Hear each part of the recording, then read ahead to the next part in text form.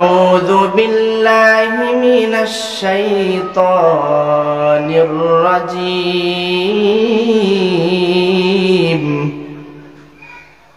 بسم الله الرحمن الرحيم.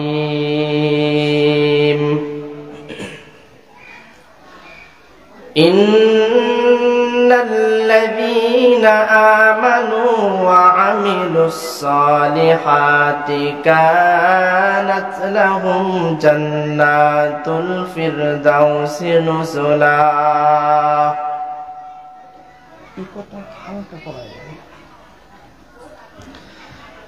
وقال رسول الله صلى الله عليه وسلم: القبر روضة من رياض الجنة أو حفرة من حفر النار. صدق الله مولانا العظيم وصدق رسوله النبي الكريم، ونحن على ذلك من الشاهدين والشاكرين والذاكرين، والحمد لله رب العالمين.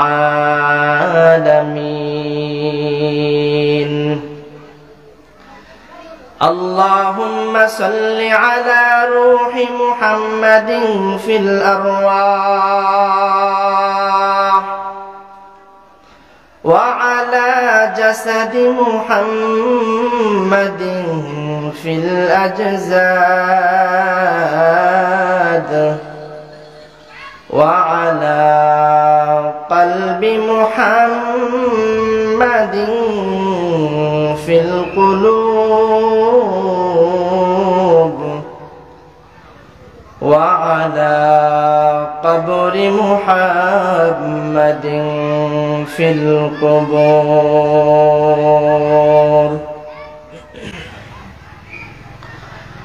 محمد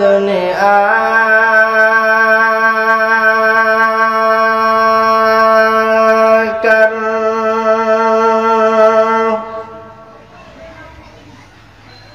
कुफर को मिटाया,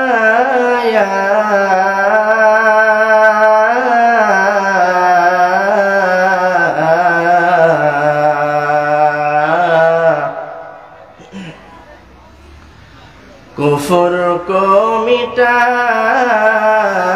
कर सदाकत बताया।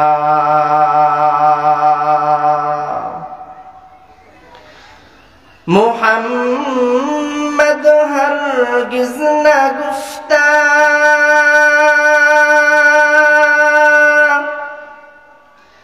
ता न गुफ्ता जिब्राइल,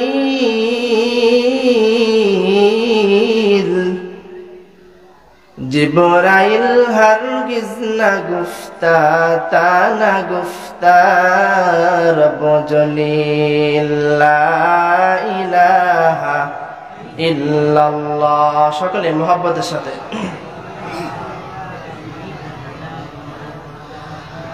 লা ইলাহা ইল্লাল্লাহ, লা ইলাহা ইল্লাল্লাহ, লা ইলাহা ইল্লাল্লাহ, লা ইলাহা ইল্লাল্লাহ।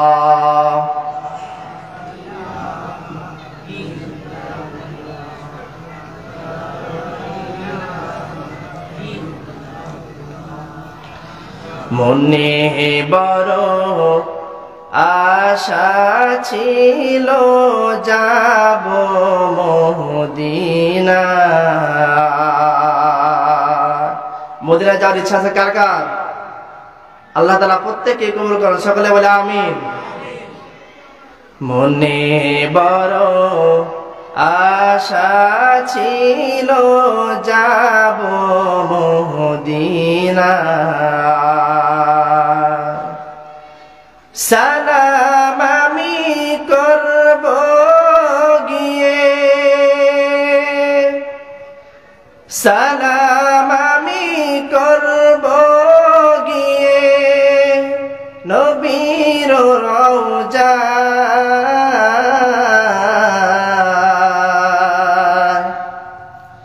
মনে বড় আশা ছিল যাব মদিনা সবাই আমার সাথে মনে বড় আশা ছিল যাব মদিনা আরব সাগর পারি দেব নাই কয় আমার তরি পাখি নই যে উড়ে যাব ডানাতে ভর করি আরব সাগর পারি দেব নাই কয় আমার তরি পাখি নই যে উড়ে যাব ডানাতে ভর করি আমার আশা আছে সম্ভল নাই আমার আশা আছে সম্ভল নাই করি কি উপায় মনে বড় আশা ছিল যাব মদিনা মনে বড় আশা ছিল যাব মদিনা মদিনার নামটা বড় সুন্দর তাই না মদিনার নামটা মনে পড়লে কেমন যেন দিলটা ঠান্ডা হয়ে যায় ঠিক কিনা আল্লাহ তাআলা আমাদেরকে মক্কা মদিনা জিয়ারতের আগে যেন আল্লাহ তাআলা আমাদের কাউকে মৃত্যু না দেন সকলে বলে আমিন সেই সাথে সর্বোপরি শুকরিয়া আদায় করছি ওই মহান রব্বুল আলামিনের যেই মহান রব্বুল আলামিন আমাদেরকে ভালোবেসে দয়া করে মায়া করে বিভিন্ন ঘর থেকে বিভিন্ন বাড়ি থেকে যাচাই করে বাছাই করে এমন একটা সময় আমাদেরকে এই দ্বীনি মজলিসের মধ্যে আনছেন যেই সময় পৃথিবীর মধ্যে ঈমান নিয়ে বেঁচে থাকাটা সব থেকে বড় কঠিন আওয়াজ দিয়ে বলেন ঠিক কিনা তো এমন একটা সময় যে আল্লাহ রাব্বুল আলামিন আমাদেরকে দ্বীনের জন্য কবুল করছেন সকলে খুশি না বেজার আরো চিৎকার দিয়ে বলে খুশি না বেজার তো যদি খুশি হয়েই থাকি যে মালিক আমাদেরকে এই জায়গার মধ্যে আনছেন শুকরিয়া আদায় করা দরকার কি দরকার না আরো জোরে বলি দরকার কি দরকার না তো সকলে ওই মালিকের দরবারে একবার কালিমাতুশ শুকর আদায় করি সকলেই জোরে সরে বলে আলহামদুলিল্লাহ লক্ষ কোটি দরুদ সালাম মানবতার মুক্তির দূত মানবতার মুক্তির সনদ সৈয়দুল মুরসালিন সৈয়দুস সাকালাইন ইমামুল আম্বিয়া খাতামুল আম্বিয়া রহমতের নবী মায়ার নবী আহমদ মুস্তফা মুহাম্মদুর রাসূলুল্লাহ সাল্লাল্লাহু আলাইহি ওয়াসাল্লামের উপর সেই সাথে আরো শুকরিয়া আদায় করছি আল্লাহ রাব্বুল আলামিন যাদের মাধ্যমে আজকে আমাদের এত সুন্দর একটি আয়োজন এত সুন্দর একটি মজমা দুনিয়ার মধ্যে সবথেকে উত্তম স্থান জান্নাতি বাগানের মধ্যে আসার বসার দুই কথা বলা ও শোনার তৌফিক দান করেছেন তাদের প্রতি কৃতজ্ঞতা আদায় করছি যে যেভাবে সাহায্য সহযোগিতা করেছেন আল্লাহ তাআলা প্রত্যেককে কবুল করে নেন সকলে বলে আমিন এই যে আমরা এই দ্বীনি মজমার মধ্যে আসতে পারছি দ্বীনি মাহফিলের মধ্যে আসতে পারছি দেখেন কত সুন্দর একটা আয়োজন করা হয়েছে লাইটিং এরপরে কত সুন্দর প্যান্ডেল কত জাঁকজমকপূর্ণ একটা ব্যবস্থা, কিন্তু লোক নাই, মানুষ নাই। মানুষ নাই কেন? এই জায়গার মধ্যে কোনো নর্তকীকে আনা হয় নাই, এই জায়গার মধ্যে কোনো ডিজে পার্টি করা হয় নাই, এই জায়গার মধ্যে দুনিয়ার কোনো নারী পুরুষকে এনে অবাধ মিলামেশা একসাথে করানো হয় নাই। এই জন্য যুবকদের মনের মধ্যে আনন্দ নাই, যুবকরা এই জায়গার মধ্যে নাই। আওয়াজ দিয়ে বলেন ঠিক কিনা? যদি আজকে এইখানে গানের কোন একটা কনসার্ট হইতো, 3 দিন আগের থেকে সিরিয়াল লেগে যেত, শেষ পর্যন্ত টিকিট দেওয়া লাগতো, ঠিক কিনা? 500 টাকা 1000 টাকা পর্যন্ত টিকিট নেয়, এরপরেও যুবকের ঢল নেমে যায়। নামে কি নামে না? কিন্তু এই যে দ্বীনি মাজমা, দ্বীনি মাহফিল, জান্নাতি বাগান, এই জায়গার মধ্যে কোনো টিকিট নাই। আল্লাহ তাআলা রাস্তা গিয়ে খুলে দিয়েছেন, বান্দা আয়, বান্দা তুই আয়, আমি আল্লাহ তাকে মাফ করে দেব। কিন্তু এই সৌভাগ্যটা, এই যে একটা অফার, তারা গ্রহণ করতে পারে নাই। তো আমরা যে আসতে পারছি, আল্লাহ তাআলা যে আমাদেরকে কবুল করেছেন, বর্তমান সময় এখন এই মুহূর্তে আল্লাহ তাআলা সব থেকে বড় নিয়ামত যে তিনি আমাদেরকে দ্বীনের জন্য কবুল করেছেন। বলেন আলহামদুলিল্লাহ। মালিক ডাক দেয়া বলেন, লা ইন শাকারতুম লা আযীদান্নাকুম ওয়া লা ইন কাফারতুম ইন্না আযাবি লাশাদীদ। বান্দা, আমি আল্লাহ তাআলা তোমাকে যে নিয়ামত দান করেছি রে বান্দা, যদি বান্দা আমি আল্লাহ তাআলার এই নিয়ামতের শুকরিয়া আদায় করো, বান্দা আমি আল্লাহ তোমার এই নিয়ামতটাকে আরো 1000 গুণ বাড়ায় দেব। জোরে বলুন সুবহানাল্লাহ। মালিক এই আয়াতের শেষে ডাক দেয়া বলো, বান্দা ওয়ালা ইন কাফারতুম ইন্না আযাবি লাশাদীদ।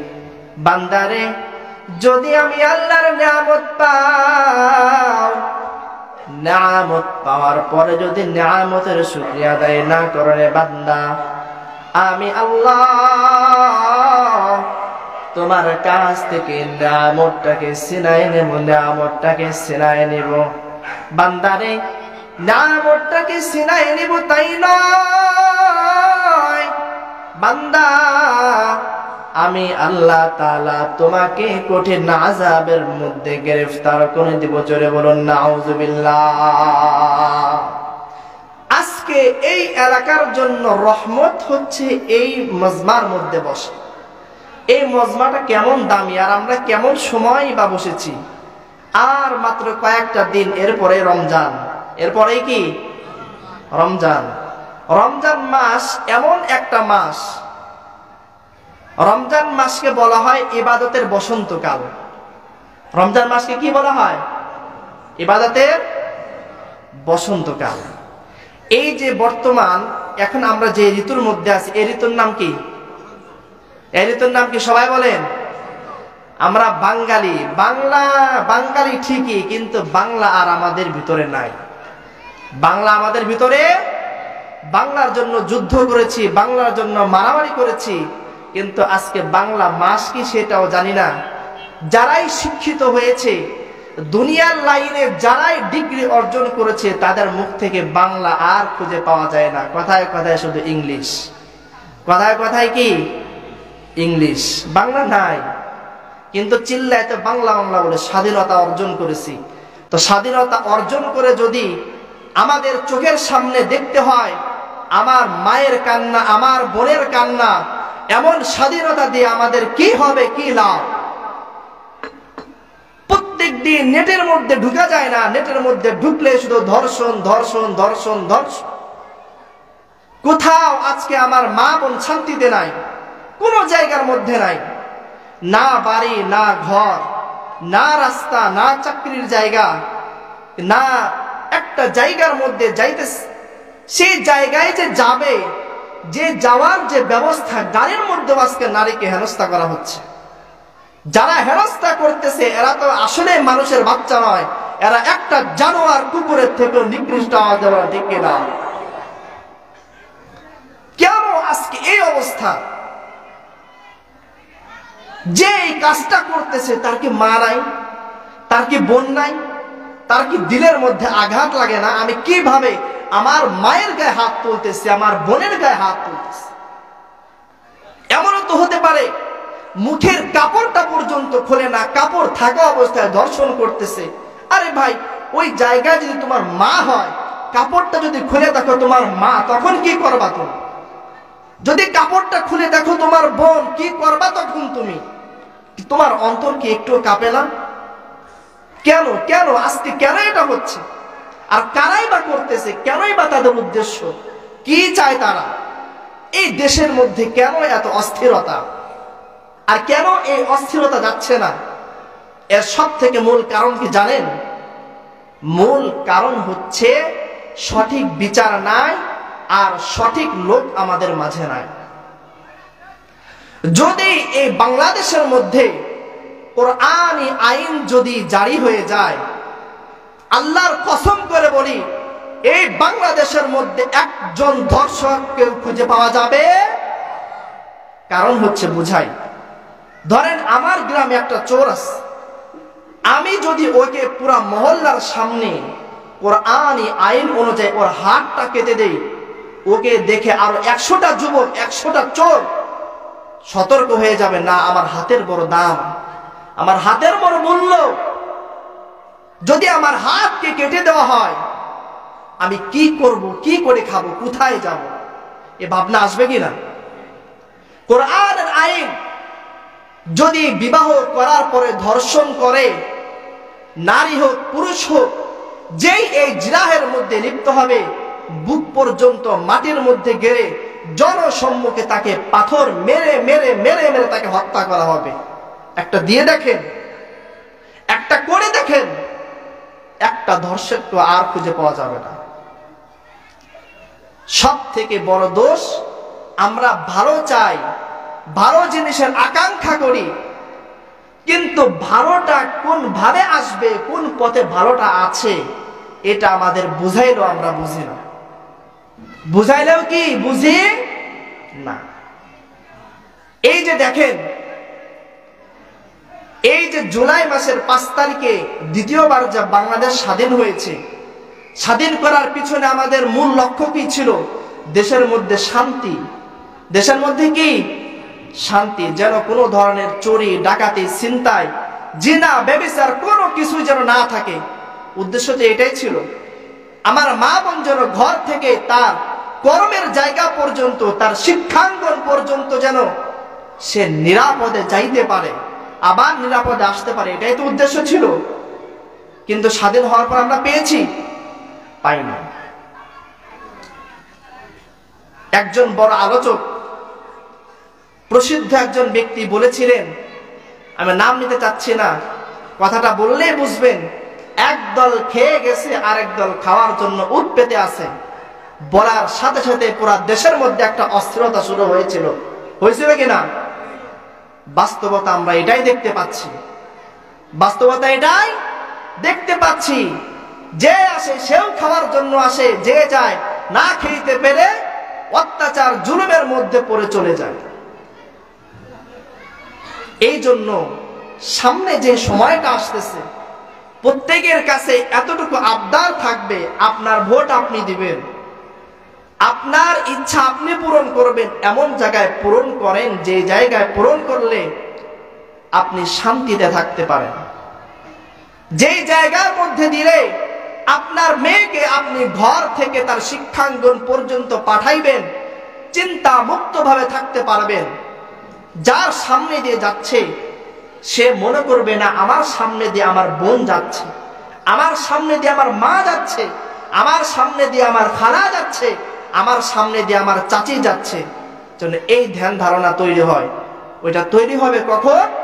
যখন এই দেশের মধ্যে একমাত্র ইসলামী আইন থাকবে, একমাত্র ইসলামী আইন থাকবে। জোরে বলুন ঠিক কিনা? যদি আমরা ইসলামকে যদি দেশের মধ্যে বাস্তবায়ন করতে না পারি, খেলাফাকে যদি বাস্তবায়ন করতে না পারি, কসম করে বলে যাই, এই বাংলার মানুষ কোনোদিন শান্তি পাবে না। আল্লাহ তাআলা আমাদের প্রত্যেককে হেফাজত করেন। এই যে দ্বীনি মাজমা, এত সুন্দর একটা আয়োজন কেন করা হয়েছে? আমাদের যে এই দিলটা রয়েছে, শয়তান আমার পিছনে সবসময় ঘুরঘুর ঘুরঘুর ঘুরঘুর করছে, কিভাবে আমাকে ধোঁকা দেওয়া যায়, কিভাবে আমাকে ঈমানের পথ থেকে সরায় নেওয়া যায়, কিভাবে আমাকে গুনাহের মধ্যে লিপ্ত করা যায়। তো এই আত্মার পরিশুদ্ধির জন্য আল্লাহ তাআলা কোরআনের মধ্যে বলেন, ওয়ালাকাদ ইয়াসসারনাল কুরআনা লিযিকরি ফাহাল মিন মুদ্দাকির। আল্লাহ রাব্বুল আলামিন ডাক দেওয়ার বান্দা,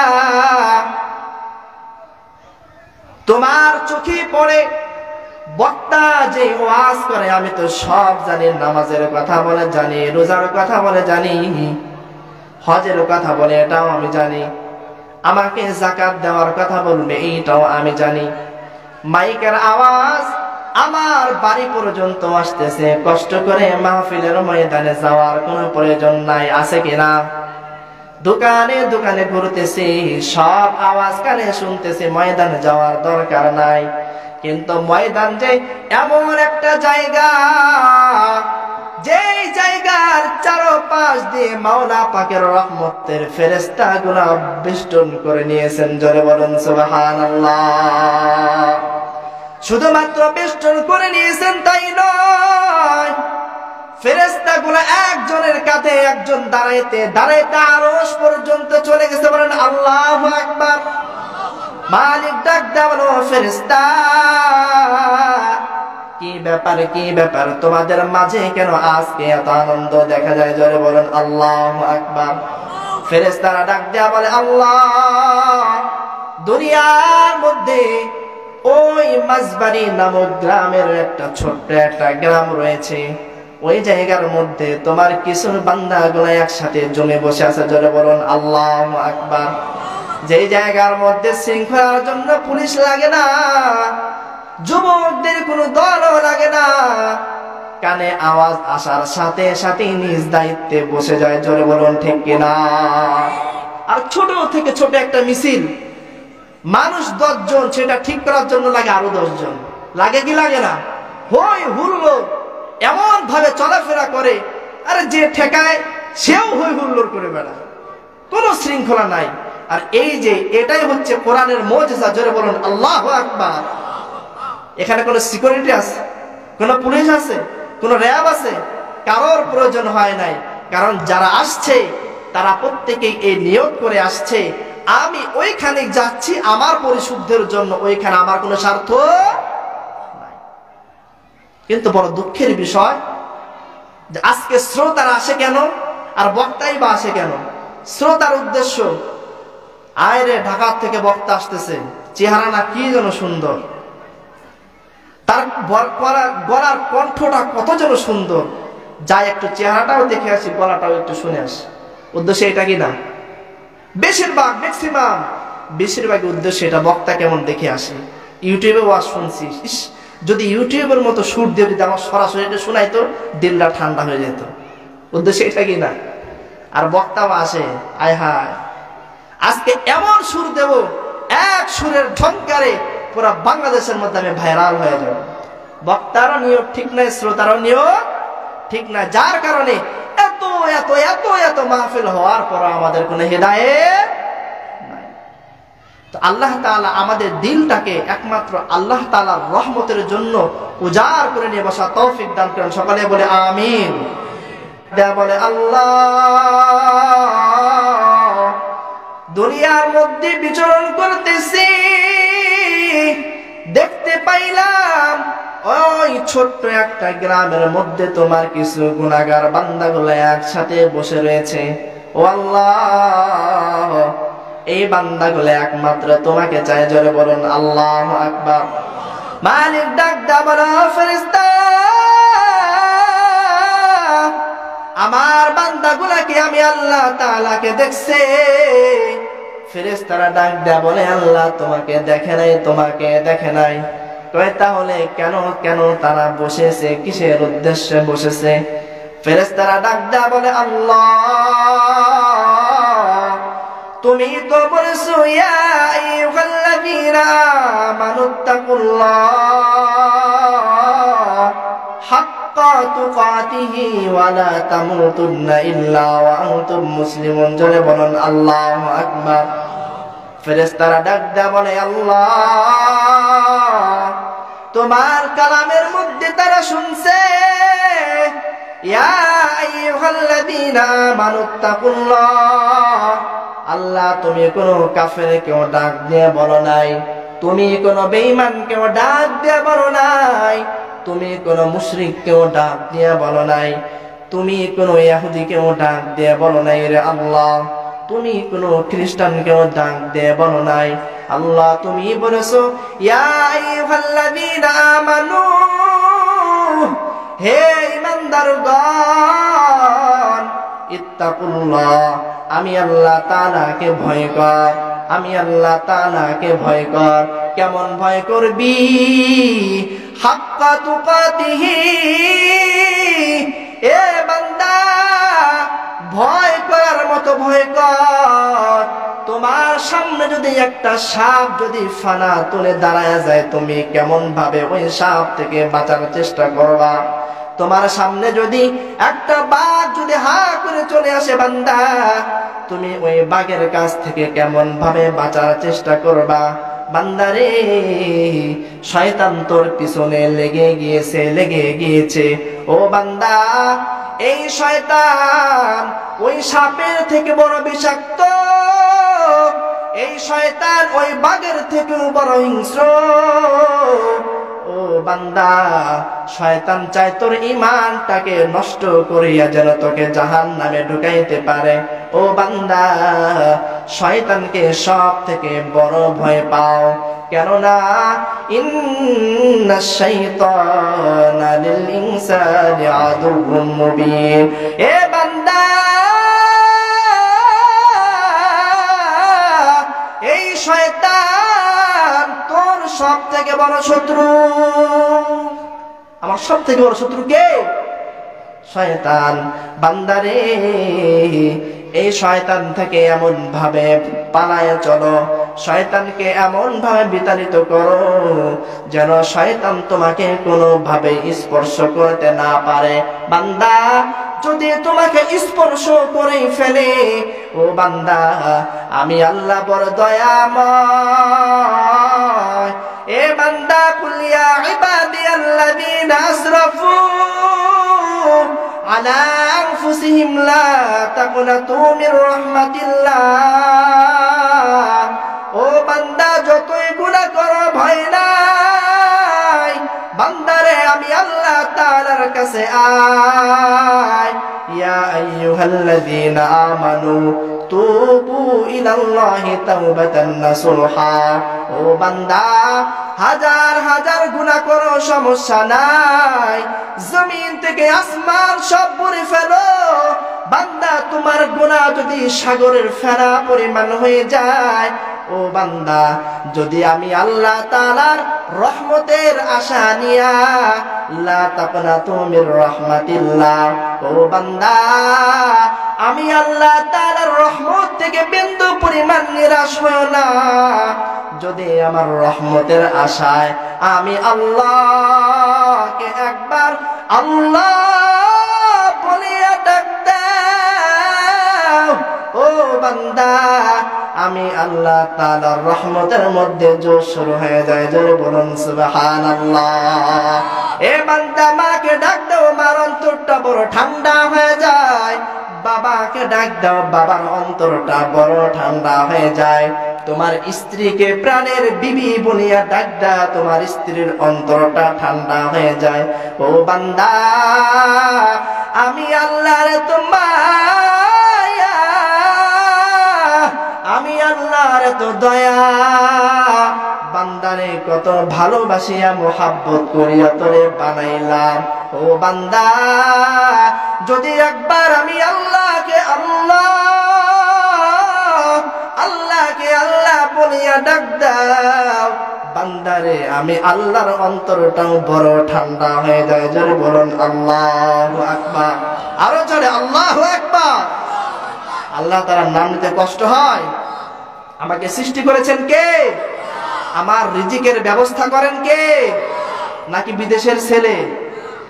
মাঠের পেঁয়াজ, মাঠের পাট, মাঠের ফসল, আমার চাকরি, হ্যাঁ, তাহলে আমার রিজিকের ব্যবস্থা করেন কে? সব কিছু করেনওয়ালা জাত কে? আরো আওয়াজ দিয়ে বলেন কে?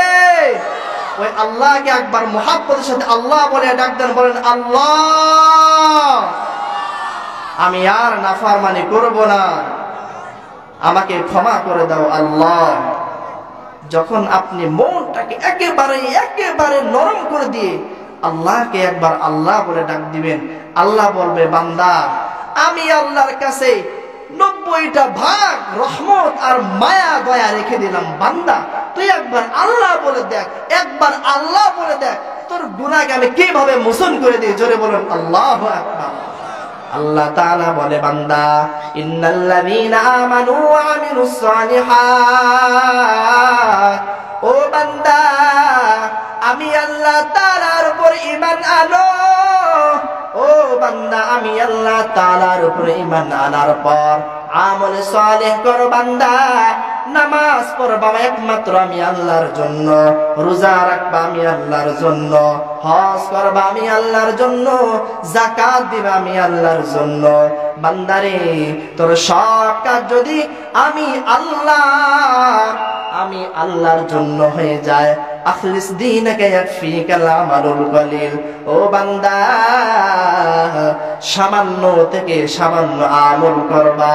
ও বান্দা, নফল পড়বা না, সমস্যা নাই, 5 ওয়াক্ত নামাজটাই ঠিক মতো যদি পড়ো, আর যদি আমি আল্লাহর জন্য হয়, বান্দারে, এই 5 ওয়াক্ত নামাজের বিনিময়ে আমি আল্লাহ তোর জন্য রেখে দিয়েছি জান্নাত। ওয়া'মুর আহলাকা বিস-সালাতি ওয়াসতাবির আলাইহা, লা নাসআলুকা রিজকা নাহনু নারযুকুকা ওয়াল আকিবাতু লিত-তাকওয়া। এ বান্দা, রিজিকের চিন্তায় তোর মাথায় ঘুম নাই, সন্তানকে কিভাবে একটু ভালো খাওয়াবো, বাড়ির অবস্থা কিভাবে আমি একটু ভালো করব। ও বান্দা, এই টেনশনে গোসল করার সময় পাও না, খাওয়ার সময় পাও না।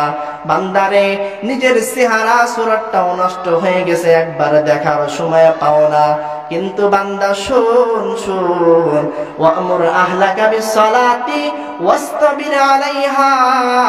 ও বান্দা, যদি ঠিক মতো নামাজটা আদায় করো, নামাজ আদায় করার পর বান্দা জমিনের মধ্যে বের হয়ে যা, লা নাসআলুকা রিজকা, আমি আল্লাহ তোর ভিতরে রিজিকের আর কোনো পেরেশানি রাখবো না। জোরে বলুন সুবহানাল্লাহ। শর্ত কি? আরো জোরে বলেন, শর্ত।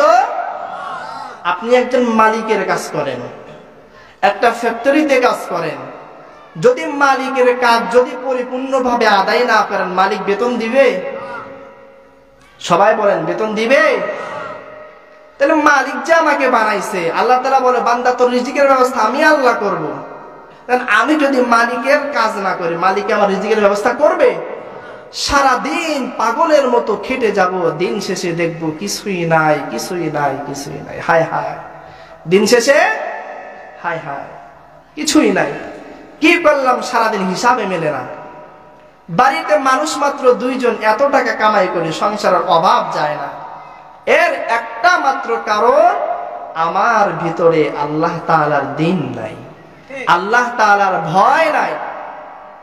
আর সাহাবায়ে কেরাম কত কষ্ট করছে, দিনের পর দিন চুলার মধ্যে আগুন জ্বলে না, দিনের পর দিন চলে যায়, পেটে খাবার নাই, অন্তরের মধ্যে শান্তি দিয়েছেন কে?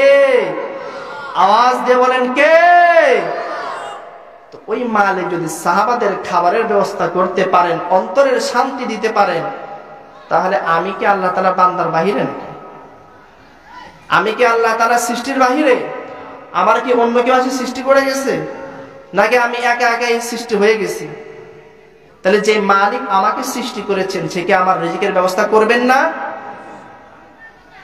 বেশি না, যাদের ঘরে রিজিকের অভাব, মনোযোগের সাথে একমাত্র আল্লাহ তাআলার জন্য কয়েকটা দিন, কয়েকটা দিন নামাজ আদায় করেন ঠিক মতো, শুধুমাত্র আল্লাহ তাআলার জন্য, আল্লাহ তাআলাকে রাজি খুশি করার জন্য, কোনো চাওয়া থাকবে না যে আল্লাহ শুনছে নামাজ পড়লে রিজিকের অভাব দূর হয়ে যাবে, কোনো চিন্তা থাকবে না। একমাত্র চিন্তা থাকবে আল্লাহ আমি তোমার রাজি খুশির জন্যই নামাজ পড়তেছি। কার জন্য? এক কবি বলেন, জান্নাত দোজখ সে ইয়া রব ক্যা করো, আব তো হে मैं तुझे দেখা করো।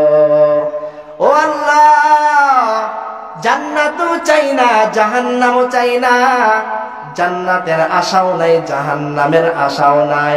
ও আল্লাহ, আমার মনের বড় তামান্না, আমি তোমার দিদার চাই। জোরে বলুন আল্লাহু আকবার। তাহলে কোন জায়গা থেকে এই ভালোবাসাটা আসে? আল্লাহ তুমি যদি আমাকে ভালোবেসে জাহান্নামে দাও, সেটাও আমার জন্য স্বর্গ। তুমি যদি আমাকে ভালোবেসে জান্নাতে দাও, ওইটা আমার জন্য স্বর্গ, ওইটা আমার জন্য সুখ, আমার শান্তি। আর তুমি যদি ভালোবেসে না দাও, রে আল্লাহ, জান্নাতে গিয়েও আমার শান্তি নাই, জান্নাতে গিয়েও কি শান্তি নাই। জান্নাতে কোনো অশান্তি নাই। জান্নাতে কোনো অশান্তি আছে? এরপরও শান্তি নাই। কিভাবে বুঝাই? কিছু কিছু মানুষ একসাথে চলছি, একসাথে ফিরছি, একসাথে খাইছি, একসাথে ঘুমাইছি, সব কিছু একসাথে করছি। রাতের বেলা ঘুমাইবেন, দেখবেন যে হঠাৎ করে কি ব্যাপার, কোথা থেকে এত সুন্দর সুবাস আসতেছে। জান্নাতের ভিতরে ঘাড়টা ঘুরাইবেন, দেখবেন যে আপনার পাশের বিল্ডিং এর পাশে আরেকটা বড় বিল্ডিং, ওই বিল্ডিং থেকে সুবাস আসতেছে। কি ব্যাপার, কি ব্যাপার, কেন তোমার এত সুবাস? তখন বলবে, এই বান্দা তোমার থেকে দুনিয়ায় একবার সুবহানাল্লাহ বেশি বলেছিল। জোরে বলুন আল্লাহু আকবার। জান্নাতের মধ্যে একটা টাকা পয়সার কোনো লেনদেন আছে? জায়গা জমির কোনো লেনদেন আছে? কোনো কিছু লেনদেন নাই। ওই জায়গার মধ্যে একমাত্র যারা বেশি ইবাদত করবে তাদের সম্মান আল্লাহ তাআলা বাড়াইতে থাকবে। জোরে বলুন সুবহানাল্লাহ। আমাদের কোনো ব্যস্ততা নাই, তবুও নামাজ কাজা হয়ে যায়। কোনো ব্যস্ততা নাই, রোজা রাখি না, ঘরের মধ্যে সারাদিন চিটপাটাং হয়ে শুয়ে থাকি, কিন্তু রোজা রাখি না। কেন? রোজা রাখলে আমার শরীর নষ্ট হয়ে যাবে, রোজা রাখলে আমি বুড়া হয়ে যাব, রোজা রাখলে আমার শক্তি কমে যাবে। কিন্তু এই রোজার যে কি পরিমাণ ফায়দা, কোরআন হাদিসের ব্যাখ্যা বাদ দেন, দুনিয়ায় যারা ডাক্তার আছে, যারা বিজ্ঞানী আছে, তারা যে রিসার্চ করেছে সেটাকে দেখেন, কোরআন হাদিসের ব্যাখ্যা রাখেন, দুনিয়ার ফায়দাগুলো দেখেন। দেখার পর আপনার এমন জাগবে, আহারে আমি কত বছর যে ভুল করেছি, রোজা তো আমার শুরু থেকে রাখা দরকার ছিল। আল্লাহ তাআলা প্রত্যেককেই কবুল করার সকালে বলে আমিন। তো ইবাদত কিভাবে করতে হয় ছোট্ট একটা উদাহরণের মাধ্যমে বুঝাই। কষ্ট হচ্ছে? ঘুম আসতেছে? কার কার ঘুমাইছে? সবাই হাত ধরেন, আল্লাহু আকবার। ওই জওয়ানাকে উঠায় না, মনে ঘুমায় গেছে। সবাই একসাথে নারায়ে তাকবীর। আল্লাহ তাআলা প্রত্যেকটা হাতকে কবুল করে নেন, সকালে বলে আমিন। নফল নামাজের কত গুরুত্ব! পৃথিবীতে আজ পর্যন্ত কোন ওলি হইতে পারে নাই, আজ পর্যন্ত কোন ওলি নফল নামাজ ছাড়া হইতে পারে নাই। কিন্তু একটা গ্রুপ তো বেরই হয়েছে, একটা গ্রুপ বের হয়েছে যাদের নামাজ রোজা লাগে না। যাদের কি নামাজ রোজা লাগে না। কেন লাগে না? কেন নামাজ পড়ো না? আরে নামাজ রোজা তো পড়ে তারা যারা শরীয়তের মধ্যে আছে, যারা কোথায় আছে? শরীয়তের ভিতরে আছে। আরে আমরা তো মারিফাতে পৌঁছায় গেছি। কোন জায়গায়? মারিফাতে পৌঁছায় গেছে। মারিফাতে নামাজ রোজার কোনো প্রয়োজন? 7টি জিনিস। কয়টি? আমানতু বিল্লাহি ওয়া মালাইকাতিহি। পারেন এটা? এটা কি বলেন তো দেখি? ইমানে মুজমাল। দাড়ি পেকে গেছে, বলতে পারি না। ও যে পিছনে যেন পিচ্ছি পিচ্ছি পোলাপান বসে আছে, একবার জিগান কে রে ইমানে মুজমাল কারো কাছে টাস টাস করে বলে দিবে। দরকার আছে কি নাই? আমার পুরা গোষ্ঠীর মধ্য থেকে একজনকে হলেও কোরআনের হাফেজ বানাইতে চাই, কে হাত করে দেখান। আল্লাহ তাআলা প্রত্যেককে কবুল করেন, সকলে বলে আমিন। কেন বললাম? সবাই তো চায় খালি দলিল। সবাই খালি কি চায়? দলিল। হুজুর আজকে দলিল ছাড়া যদি একটা কথা বলে যায়, গলা টিপতে ধরবো। আরে দলিলের আমি কি বুঝি? আমার সামনে যদি এখন দলিল খুলে দেওয়া হয় কিছু বুঝবো আমি? আমাদের শায়েখ আল্লামা রসুলপুরি রহমাতুল্লাহ আলাইহি তিনি একটা কথা বলতেন, যদি আলেম হও, আমি যে কথা এই স্টেজ থেকে বলতেছি, যদি আলেম হও কিতাব দেখো, আলেম হলে কিতাব দেখো, আর যদি আলেম না হও আমার কথা বিশ্বাস করো। যদি আলেম না হও আমার কথা কি করো? বিশ্বাস করো। আজকে আমি আলিফই পড়তে জানি না, হুজুরের সাথে তর্ক লাগায় নেই, কোন দলিলে আছে বোঝান, বুখারীতে আছে কিনা বলেন, মুসলিমে আছে কিনা বলেন, সিয়াসিত্তার কোন হাদিসের মধ্যে আছে বলেন। আচ্ছা ধরেন সাধারণ একটা যুক্তি বুঝাই। আল্লাহ রাসূলের জামানায় এই বুখারী শরীফ ছিল, মুসলিম শরীফ ছিল, তিরমিজি শরীফ ছিল, বাইহাকী শরীফ ছিল, ইবনে মাজাহ ছিল, কিছুই ছিল না। তো এখন আমি যদি প্রশ্ন করি, তুমি যে বুখারী বুখারী বলে চিল্লাও, তো বুখারী পাইছোটা কই? আল্লাহ রাসূল কোন সাহাবী লিখে গেছে? আল্লাহ রাসূল কবে বুখারী লিখছে? উত্তর দিতে পারবে? পারবে না।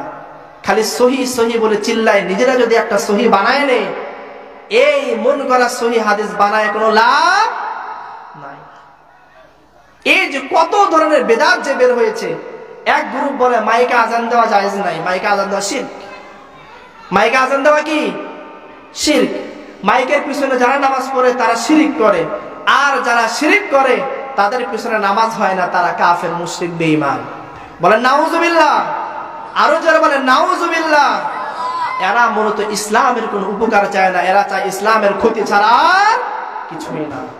আল্লাহ তাআলা প্রত্যেককে হিদায়াতের নূর দান করেন, সকলে বলে আমিন। আল্লাহর কুতুব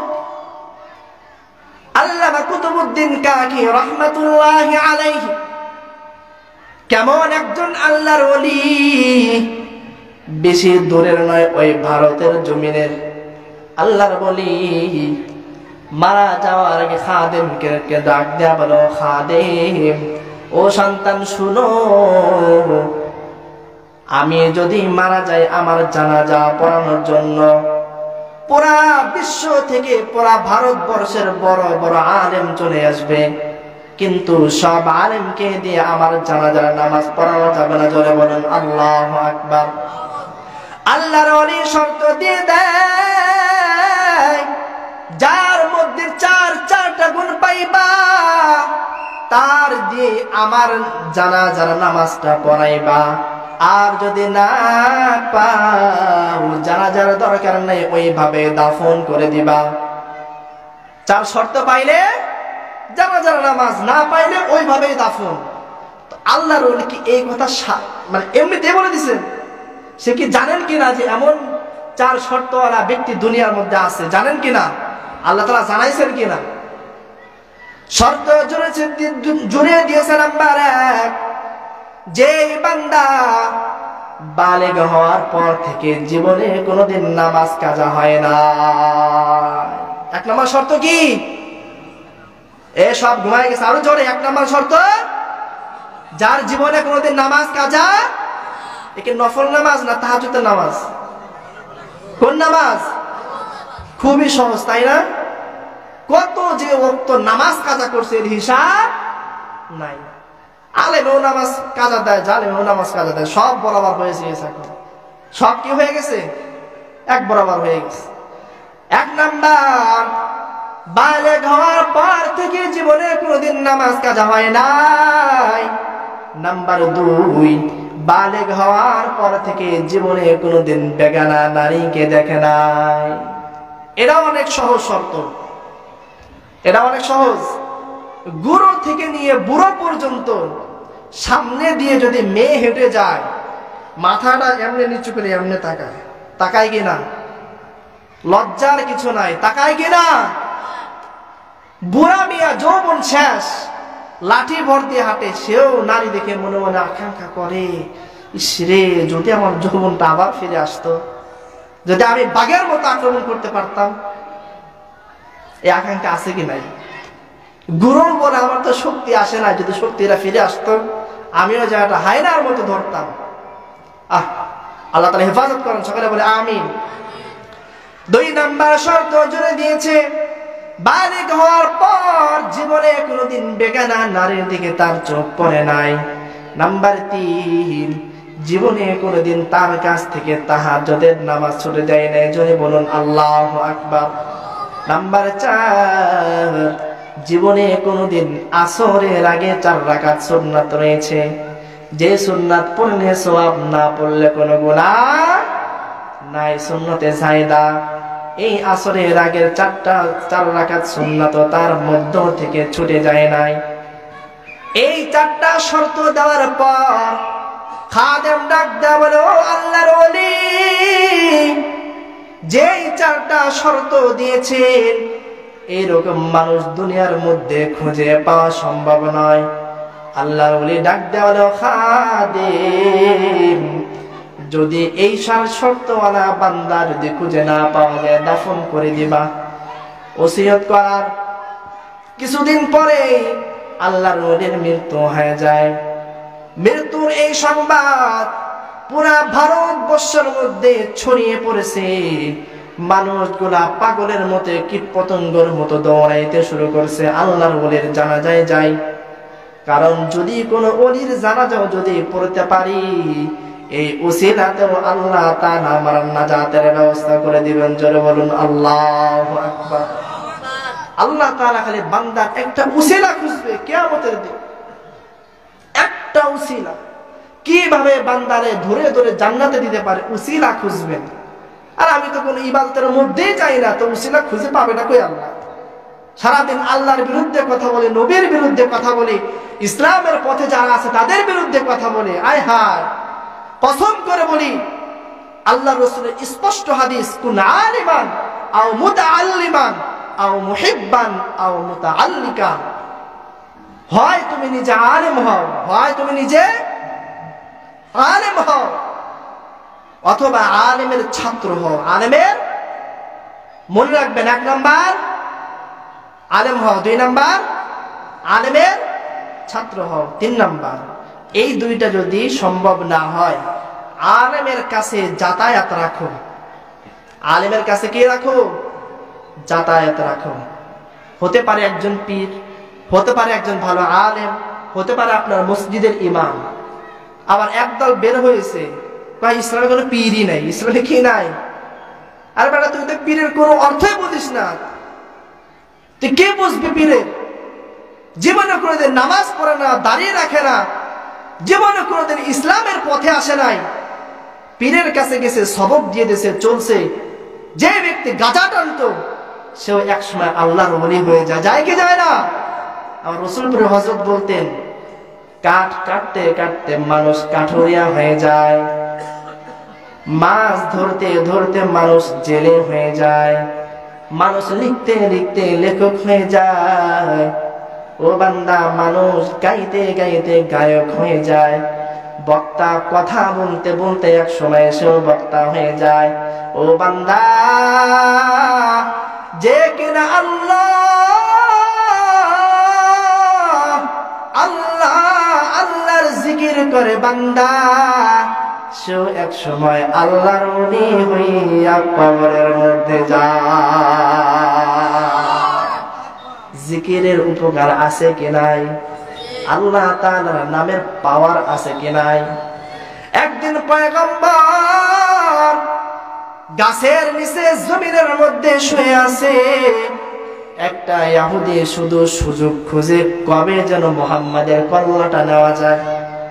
খুঁজতে খুঁজতে খুঁজতে খুঁজতে একদিন দেখে মুহাম্মাদুর রাসূলুল্লাহ সাল্লাল্লাহু আলাইহি ওয়াসাল্লাম গাছের নিচে ঘুমাইতেছে।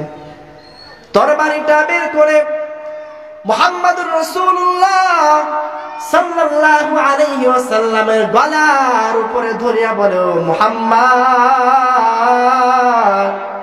বলো আজকে আমার এই তরবারির কাছ থেকে তোমাকে বাঁচাবে কে? আমার এই তরবারির কাছ থেকে তোমাকে কে বাঁচাবে? মুহাম্মাদুর রাসূলুল্লাহর ঘুম ভেঙে যায়। ঘুম থেকে উঠে দেখে গলার উপরে তরবারি। মুহাম্মাদুর রাসূলুল্লাহ আল্লাহ তাআলার নামটা এমন ভাবে নিয়েছে, এমন বজ্র কণ্ঠে আওয়াজ দিয়েছে, বলেছে, ও কাফের মুশরিক বেঈমান, তোর হাত থেকে বাঁচাবে আমার আল্লাহ। কে? সাথে সাথে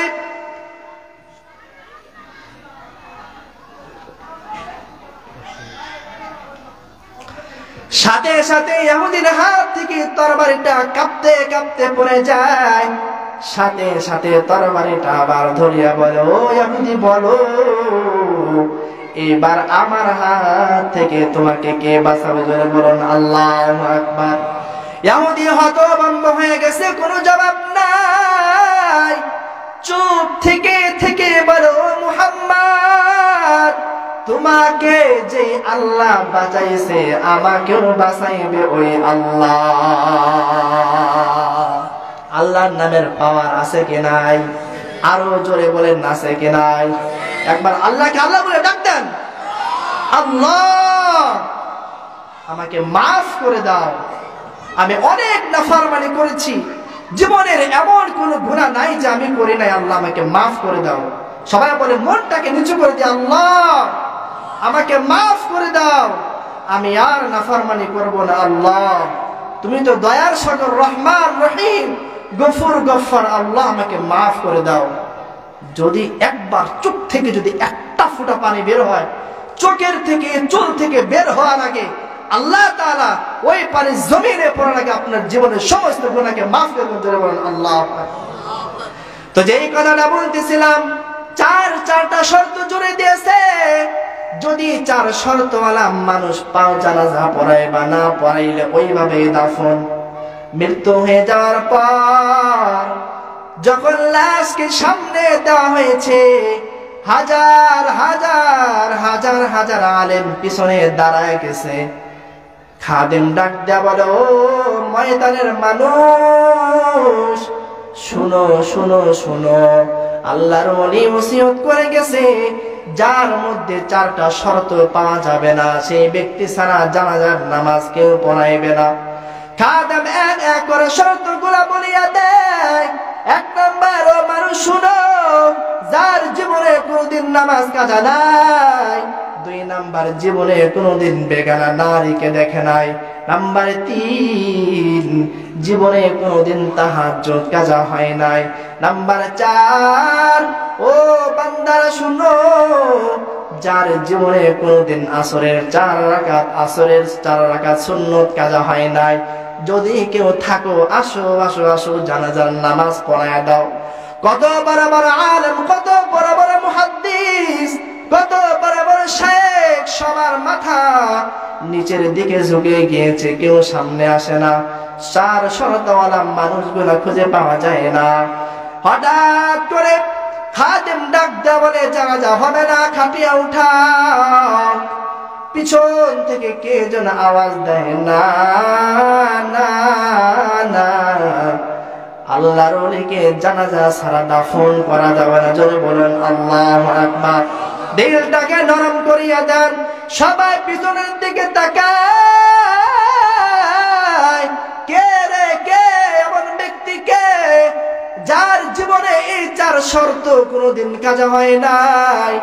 সমস্ত আলেম গুলাও ঘাড় ফিরাই দিস, পিছন দিকে তাকায় দেখে সাধারণ কোন মানুষ নয়, সাধারণ কোন মানুষ নয়।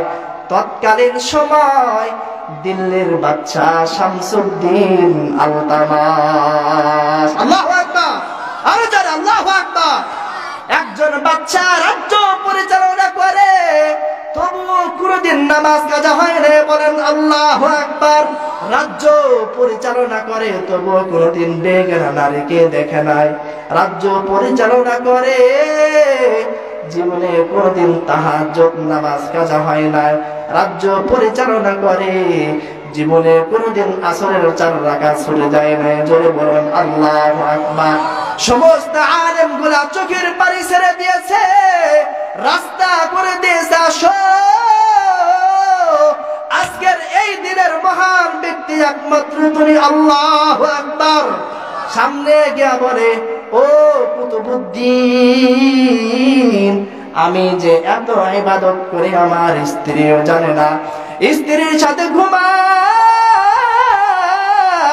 রাতের ঘুমের মধ্যে সে হাবুডুবু খায়, আমি উঠিয়া উঠিয়া তাহাজ্জুদ পড়ি। ও কুতুবুদ্দিন, জীবনে কোনোদিন নারীর দিকে তাকাই নাই, নামাজ কাঁদাই নাই। আমার আমলগুলো আল্লাহ তাআলার দরবারে ছিল আবদ্ধ, আল্লাহ তাআলা প্রকাশ করে নাই। ও কুতুবউদ্দিন কি করলা? আজকে এত মানুষের সামনে আমি যে ইবাদত করেছি প্রকাশ করে দিয়েছো। যদি আমার আল্লাহ তাআলা একবার ডাক দেয়া বলে, ও শামসুদ্দিন, যে ইবাদত করেছো আমার জন্য করো নাই, এ বান্দা আমি আল্লাহর জন্য করো নাই, মানুষ দেখানোর জন্য হয়েছে, আমি বাচ্চার যাওয়ার কোনো জায়গা নাই। আবু বকর সিদ্দিক রাদিয়াল্লাহু তাআলা আনহু নামাজের মধ্যে দাঁড়ায়া ফুফরে ফুফরে কান্দে। পয়গম্বরের ঘুম ভেঙে যায়। পয়গম্বর দৌড়ে দৌড়ে মসজিদে নববীর মধ্যে আসছে।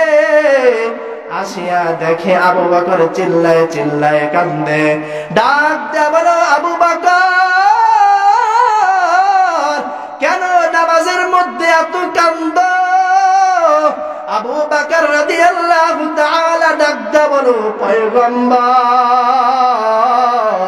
নামাজের মধ্যে দাঁড়ায় গেলাম, ওই জাহান্নাম চোখের সামনে বাসে, ওই জাহান্নামের শাস্তিটাও বাসে। পয়গম্বর, ও পয়গম্বর আপনি জানেন আমি একজন ব্যবসায়ী ছিলাম। পয়গম্বর আমি একদিন একজন মহিলার কাছে কাপড় বিক্রি করেছি। কিছুদিন পরে মহিলা ফিরে আসছে, এসে বলো, আবু বকর তুমি যে কাপড় দিয়েছো পছন্দ হয় নাই, নাও নাও কাপড়টা ফিরায় নাও।